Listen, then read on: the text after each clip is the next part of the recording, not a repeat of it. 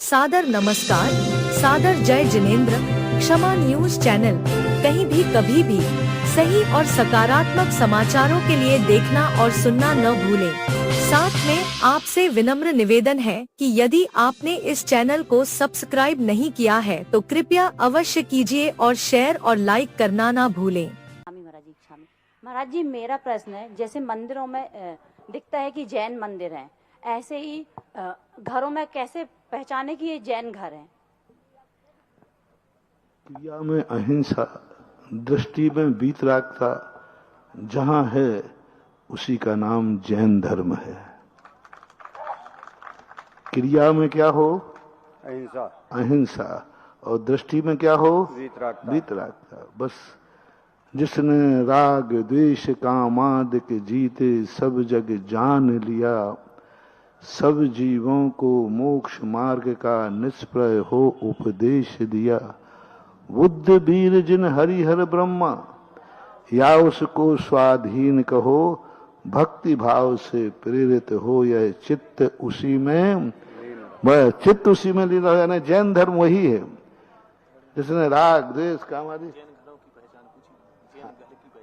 जैन घर की के धर्म की मंदिर तो जैन धर्म हो गए, घरों को किस प्रकार से बनाए? बर घरों में यही है, जिन घरों में हर क्रिया में अहिंसा का ध्यान रखा जाता है वही घर जैनी का घर है। हर क्रिया में विचार, खाते समय, उठते बैठते समय, हमें समय झाड़ू लगाते समय भी ध्यान रखा जाता है। बिन देखे जगा बोहारी, झाड़ू लगाते समय ध्यान रखा जा रहा है, वो जैन की झाड़ू है। अब तुम तो घर की बात कर रहे हो, हम तो जैन झाड़ू भी लिखवा देंगे। जैन झाड़ू, जैन झाड़ू किसे कहते हैं? देखो हमारे साथ तो महाराज जी आप पता नहीं कहाँ नए नए, आप बताओ। हम जैन घर पूछ रहे, आपने तो कहते जैन झाड़ू। बस जो देख करके झाड़ू लगा रहा है उसी का नाम जैन झाड़ू। जैन झाड़ू है। जो पानी छान के पी रहा है वो जैन पानी है। जो थाली में अभक्ष नहीं खा रहा है वो जैन थाली, जैन भोजन है कि नहीं? तो जिसमें अभक्ष नहीं रहता वो जैन भोजन रहता है। तो जैन घरों में जो जैन सिद्धांत हैं, रात्रि भोजन नहीं होता है, अभक्ष नहीं होता है, जो मर्यादाएं हैं जैन धर्म की, उनको वो अपनी गृहस्थी में पालन करता है, वो जैन घर है। और भी कई कारण बनते हैं। तैयार रहेंगे नीलू जैन पहाड़ी, और इसके बाद तैयार रहेंगे मनीष जैन जबलपुर। निरापक चमन मुनि पुंगव श्री 108 सुधा सागर जी महाराज जी की जय। सभी छुल्लक महाराज जी की जय जय जय। छामी महाराज जी, छामी महाराज जी। इंसान की अच्छाई पर सब खामोश रहते हैं, लेकिन चर्चा अगर उसकी बुराई पर हो तो गूंगे भी बोल पड़ते हैं। तो महाराज जी, निंदा पर इतना रस क्यों रहता है? अच्छाई पर सब लोग चुप रहते हैं, इंसान की अच्छाई पर सब खामोश रहते हैं। बुराइयों पर गूंगा बोलता एक कमजोरी है। क्या होता है कि यदि संसार में ये जब दोष नहीं होंगे तो फिर इस संसार की निंदनी क्यों कहा? हमारे यहाँ अच्छे लोगों के लिए नहीं कहा। हमारे सम्यक दृष्टि के लक्षण में आया है, निज गुण अरु पर अवगुण ढांके सो निज धर्म दिपावे। दूसरों के अवगुणों पर मौन रहता है, उसका नाम सम्यक दृष्टि है।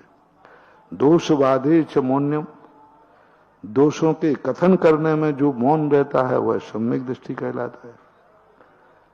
दूसरों के दोष कहने में गूंगा बन जाए और अपने दोष कहने में गूंगे के भी जवान आ जाए, उसका नाम जैन दर्शन है। अब जगत की बात तुम कहो तो अब जगत में तो जैसा है वैसा ही होता है, इसलिए तो जगत है।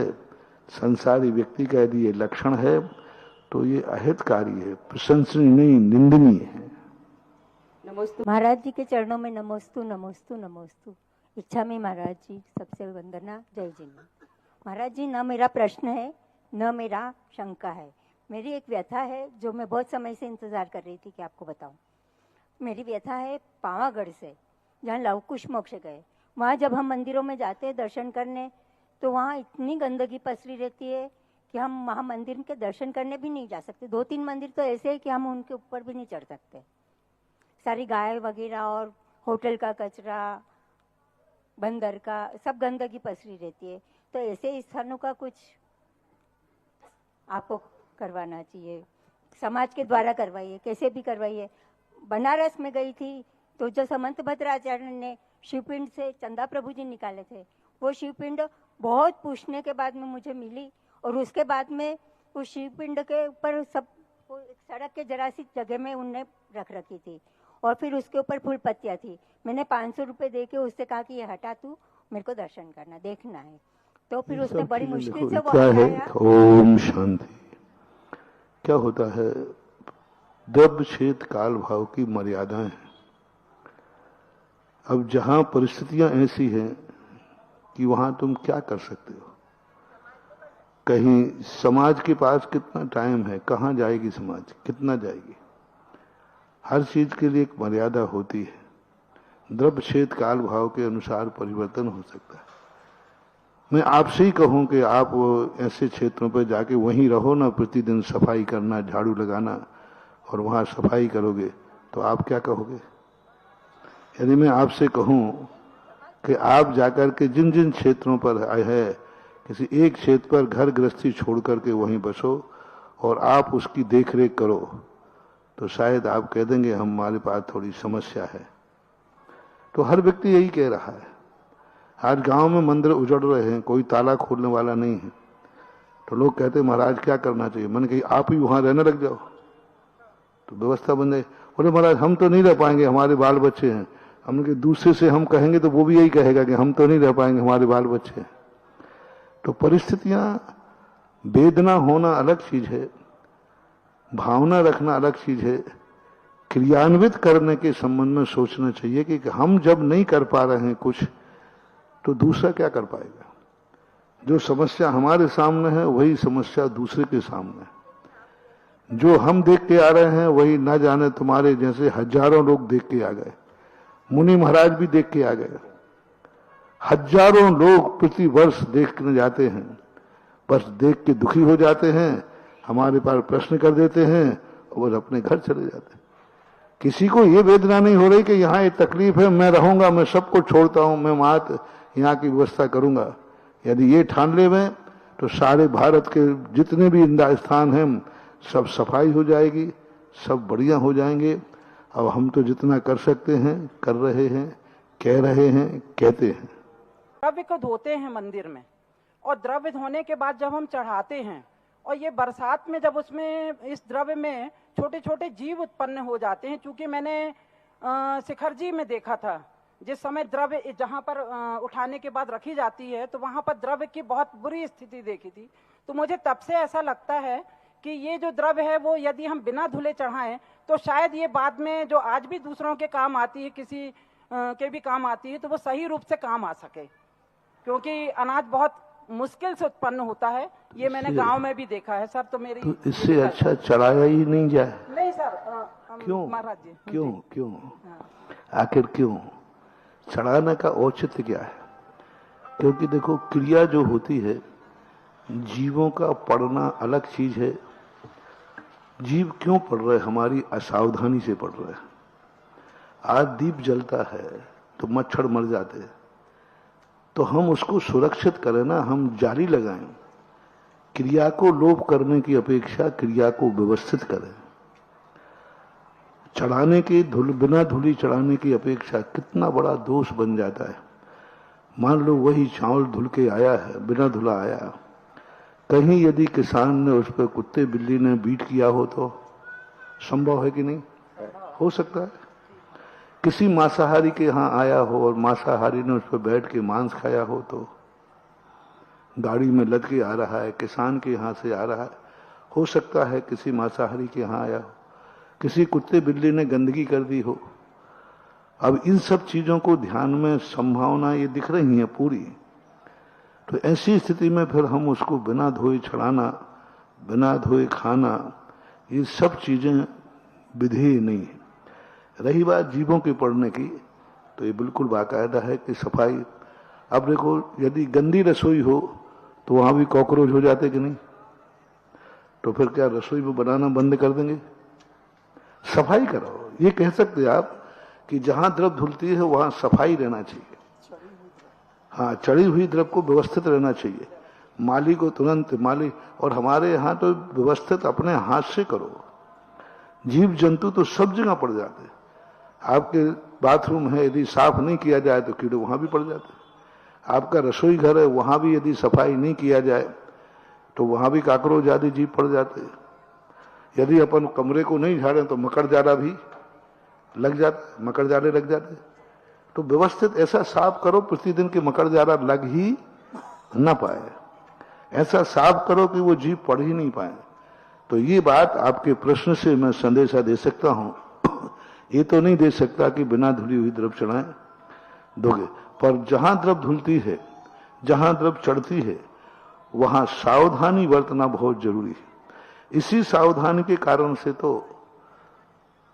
मूल में ये जो मिष्ठान वगैरह चढ़ते थे, आप दक्षिण भारत में जाएंगे तो वहां तो बहुत सारी चीजें ऐसी चढ़ती हैं जिनमें जीवों का, जैसे अब कहीं जो दूध घी से अभिषेक होता है और कहीं रुक जाता है वो, तो बताते जीव जंतु भी आ जाते हैं। तो ये सब चीजें पड़ जाती हैं। इसी कारण से बहुत कुछ चीजें विचारनी हो गई। आज उत्तर भारत में जो है माँ चावल अकेला रह गया, जिसमें जीवों की स्थिति की संभावना रहती है। उसको सुरक्षित करो, व्यवस्थित करो, क्रिया का लोप मत करो, क्योंकि उससे इतनी अशुद्धि हो जाएगी कि वह अशुद्धि की कोई सीमा नहीं रहेगी। इससे द्रव धोना है, लेकिन सावधानी पूर्वक, विवेक पूर्वक, सफाई जरूर होना चाहिए। ये बात आपकी बिल्कुल मानी जा सकती है, लेकिन धोना तो चाहिए। नमस्ते महाराज जी। महाराज जी, मेरा एक प्रश्न और है कि हमारे गांव में, चूंकि मेरी ससुराल गांव में है, वहां पर घर में चैत्यालय है और चैत्यालय के साथ हम केवल एक परिवार वहां बचे हुए हैं और उनका भी 3 परिवार हैं, एक के 3 हैं मगर एक ही कुटुंब के हैं। तो छोटा सा चैत्यालय है, तो कई बार ये प्रश्न उठता है कि यदि कुछ घटना हो जाती है तो मंदिर की व्यवस्था कैसे हो, क्योंकि गांव से बाकी गांव काफी दूर हैं। तो ऐसी स्थिति में क्या किया जाए सर? देखो, जब वहां हैं तो ऐसी स्थिति में कोई बात नहीं। यदि वहां अभिषेक आदि नहीं हो पा रहा है तो कोई बात नहीं, दर्शन तो हो रहा है, दर्शन करेंगे। जब हम शुद्धि हो जाएगी तब कर लेंगे। मानस स्तंभ में कौन से प्रतिदिन अभिषेक होता है? तो कम से कम वहां जहां तक बने तो करना चाहिए, लेकिन नहीं बनता है तो कम से कम दर्शन हो रहा है, यह भी बहुत काफी है व्यवस्था बना। लेकिन इसको मार्ग नहीं बनाना कि बिना अभिषेक की भी मूर्ति रह सकती, ऐसा मार्ग नहीं बनाना।